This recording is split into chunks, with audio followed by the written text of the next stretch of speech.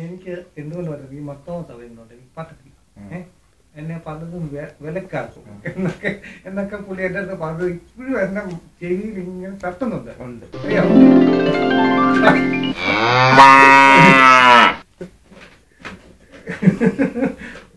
നിങ്ങളുടെ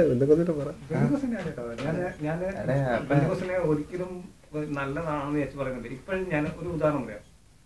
ഞാൻ വണ്ടി രാവിലെ വാങ്ങി എടുക്കാൻ വരുമ്പോൾ പെന്തിക്കോസിൽ എത്രയോ ഇവിടെ കണ്ട കാര്യം പറയുന്നത്, 1-2 പെന്തിക്കോസ് പെണ്ണുങ്ങള് ഇത്ര ഇട്ടുകൊണ്ട് നടക്കുന്നു. ഒരു 10-34 വയസ്സുള്ളവരാണ്. ഇതൊക്കെ പെന്തിക്കോസിന് തന്നെ ഇങ്ങനത്തെ കാലത്ത് പെന്തിക്കോസിനെ നാണം കേടാം.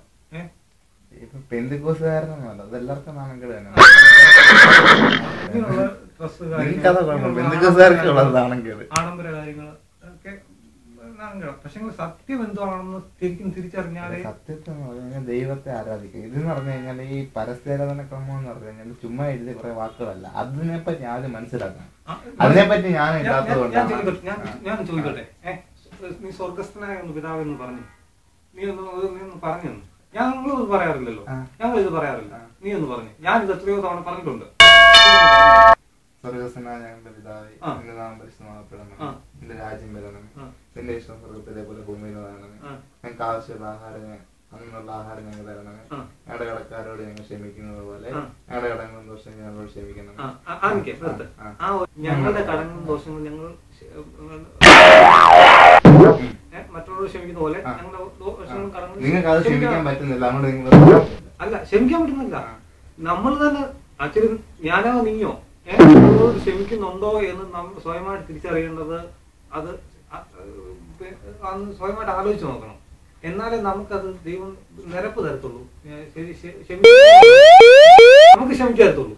ഇപ്പൊ നമ്മൾ എന്തുവാടാ അവിടെ പോവാൻ അല്ലെങ്കിൽ എന്താ ചെയ്യാനെന്ന് ചോദിച്ചു കഴിഞ്ഞാൽ ക്ഷമയില്ലാതെ നമ്മൾ വെട്ടി തുറന്ന ഓരോ കാര്യങ്ങൾ. ഇപ്പൊ ലോക ജീവിതത്തിൽ എങ്ങനെയൊക്കെയാ കാര്യങ്ങൾ പോകുന്നത്. ക്ഷമിക്കാനുള്ള സത്യാവസ്ഥ എന്റെ ദൈവമേ ഞാൻ ഇന്നത്തേക്ക് കടന്നു പോകുന്നു, ഞാൻ തുറക്കുന്നു, അല്ലെങ്കിൽ ഇന്ന സംഭവത്തിൽ ഞാൻ പ്രവർത്തിക്കാൻ ഇറങ്ങുന്നു എന്ന് ദൈവം പഠിപ്പിച്ച പ്രാർത്ഥനയല്ല, അല്ലാതെ സ്വയമായിട്ട് പ്രാർത്ഥിക്കണമെന്ന് ബൈബിളിലുണ്ട്. സ്വയമായിട്ട് പ്രാർത്ഥിക്കണം. നിങ്ങൾ ഇന്നതുപോലെ പ്രാർത്ഥിക്കണം എന്ന് പറഞ്ഞാൽ ഇന്നത് പ്രാർത്ഥിക്കാനല്ല പറഞ്ഞേക്കുന്നത്. അതിന്റെ ശിഷ്യന്മാർ പറഞ്ഞ കർത്താവ് ഞങ്ങൾക്ക് പ്രാർത്ഥിക്കാൻ അറിയത്തില്ല. അപ്പം ദൈവം ഒരു ഉപമയ രീതിയിൽ പറഞ്ഞതാ, നിങ്ങൾ ഇന്ന രീതിയിൽ പ്രാർത്ഥിക്കാനാണ് പറഞ്ഞിരിക്കുന്നത്, അല്ലാതെ സ്വർഗസ്വനായ പ്രാർത്ഥിക്കാനല്ല പറഞ്ഞിരിക്കുന്നത്. ഇങ്ങനെ പ്രാർത്ഥിക്കാനെന്ന് പറഞ്ഞുകൊണ്ടാ പറയുന്നത്, സ്വർഗസ്ഥനായ ഞങ്ങളുടെ പിതാവേ എന്ന് പറഞ്ഞുകൊണ്ട് ഇങ്ങനെ പ്രാർത്ഥിക്കാൻ ഇങ്ങനെ പോലെ പ്രാർത്ഥിക്കാനാ പറഞ്ഞിരിക്കുന്നത്. ഇങ്ങനെ പോലെ പ്രാർത്ഥിക്കാനാ, അത് ബൈബിളിലുണ്ട്. അത് വായിച്ചു നോക്ക്.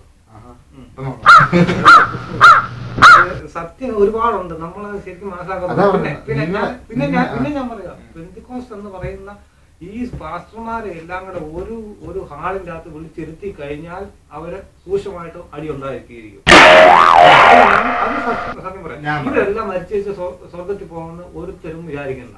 അങ്ങനെയും ഞാൻ പെന്തിക്കോസ്തുകാരെ പറ്റി പറയാം. ഞാൻ മർത്തമക്കാരെ പറ്റിയും ആരെ പറ്റിയും കുറ്റം പറയുന്നില്ല, പെന്തിക്കോസ്തുകാരെ പറ്റി.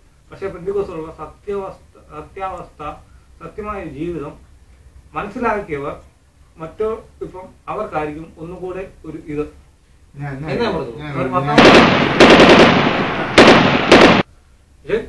ഓർത്തഡോക്സ് സഭയും കത്തോലിക്ക സഭയും അപേക്ഷിച്ച് മർത്തോമ സഭ ആത്മീയത്തിൽ വളരെ മുൻപക്കമാണ് എന്നുള്ളതാണ്.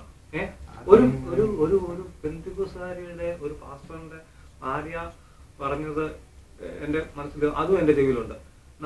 നമ്മളുടെ കാലത്ത് ഇപ്പോൾ ജീവിക്കുന്ന ജീവിതം ഒരു മർത്തോമക്കാരന്റെ മുൻവശം നോക്കുകയാണെങ്കിൽ വളരെ ദയനീയവും കഷ്ടവുമാണെന്നാണ്. നിങ്ങളും ദോഷം പറയുന്നതല്ല. അപ്പം നമ്മൾ സത്യം അറിഞ്ഞിട്ട് പോലും ഈ ലൗകിക ജീവിതത്തിൽ തെറ്റിപ്പോകുന്നു എന്നുള്ളതാണ്. അപ്പം നമ്മളൊരു ലൈനുണ്ട്, ആ ലൈനിൽ കൂടെ പോകണം. അപ്പൊ അതൊന്നും ഈ മർത്തോമക്കാർക്ക് ശരിയായിട്ട് അറിഞ്ഞൊന്നും വരത്തില്ല. മർത്തോമക്കാരിൽ നിന്ന് ആ ഒരു 80% പെന്തിക്കോസ്തിലോട്ട് വന്നിരുന്നു. എന്തുകൊണ്ട് വന്നിരുന്നു? ഓർത്തഡോക്സ് സഭയിൽ നിന്നും കത്തോലിക് സഭയിൽ നിന്നും കുറവാണ് വന്നിരിക്കുന്നത്. ആണോ? CSI സഭയിൽ നിന്നും മർത്തോമ സഭയിൽ നിന്നും പെന്തിക്കോസ്തിലോട്ട് എന്തുകൊണ്ട്? സത്യാവസ്ഥ അവിടെ